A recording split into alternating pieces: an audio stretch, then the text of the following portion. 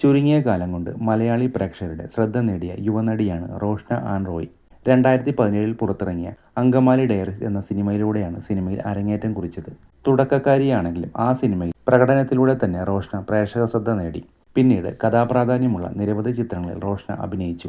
അതിൽ പ്രധാനപ്പെട്ടതാണ് ഒരു അഡാർ ലവ്, സുല്ല്, പാവം ചെയ്യാത്തവർ കല്ലെറിയട്ടെ, ധമാക്ക, വിചിത്രം എന്നിവ. 2020 നടനും തിരക്കഥാകൃത്തുമായ കിച്ചു ടെല്ലസിനെ താരം വിവാഹം കഴിച്ചത്. പിന്നീട് ഇരുവരും വിവാഹമോചിതരാവുകയും ചെയ്തു.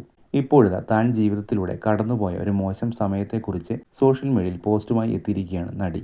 ആ സമയത്ത് തനിക്ക് ദൈവത്തിന്റെ കരം എന്ന പോലെ താങ്ങായി നിന്ന സുഹൃത്തിനെക്കുറിച്ചും നടി സോഷ്യൽ മീഡിയയിൽ പങ്കുവച്ചു.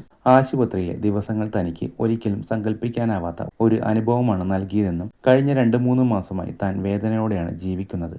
വെല്ലുവിളി നിറഞ്ഞ ഈ ദിവസങ്ങൾ തന്നെ ക്ഷീണിപ്പിച്ചു. വേദന നിറഞ്ഞ അവസ്ഥയായിരുന്നു അത്. വേദനയുടെ ഒരു പുതിയ ലോകമാണ് ഇത് തനിക്ക് സമ്മാനിച്ചത്. മറ്റൊരു കുറിപ്പിലൂടെ ആശുപത്രിയിൽ തൻ്റെ കൂടെ നിന്ന അഖില എന്ന സുഹൃത്തിനെക്കുറിച്ചും നടി പറയുന്നുണ്ട്. ചിലപ്പോഴൊക്കെ രക്തബന്ധത്തേക്കാൾ വലുതായിരിക്കും സൗഹൃദം എന്നും ഹൃദയശുദ്ധിയുള്ളവരാണ് പരസ്പരം തിരിച്ചറിയുക.